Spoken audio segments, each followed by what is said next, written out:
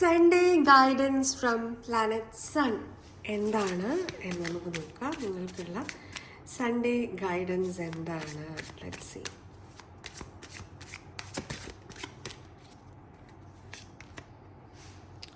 We got inspiration. Okay. Mercury in the 12th house ആണ് വന്നിരിക്കുന്നത്. So ഇത് ഒരു natural ability to please others, മറ്റുള്ളവരെ പ്ലീസ് ചെയ്യാനുള്ള ഒരു എനർജി ഇപ്പം നിങ്ങളുടെ കയ്യിലുണ്ട്. ഹൈലി ഇൻറ്റ്യൂട്ടീവ് ആൻഡ് ഭയങ്കരമായ ടെലിപ്പത്തിക് എനർജി നിങ്ങൾക്കുണ്ട്.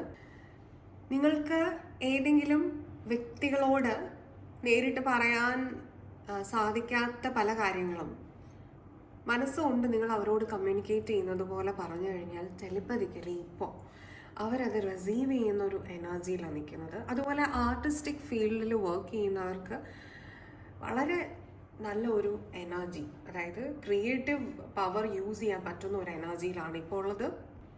ഈ ഒരു കാർഡ് നിങ്ങളോട് പറയുന്നത് നിങ്ങളുടെ മനസ്സിൽ എന്തെങ്കിലും ഒരു ചോദ്യം അവശേഷിക്കുന്നുണ്ട് ഉത്തരം കിട്ടാതെ എങ്കിൽ ആക്ച്വലി നിങ്ങളുടെ ഇന്നർ വേൾഡുമായിട്ട് നിങ്ങളൊന്ന് കണക്റ്റ് ചെയ്യാൻ ഇപ്പോൾ റെഡി ആണെങ്കിൽ നിങ്ങൾക്ക് അതിനുള്ള ഉത്തരം ഓപ്പണായി വരും.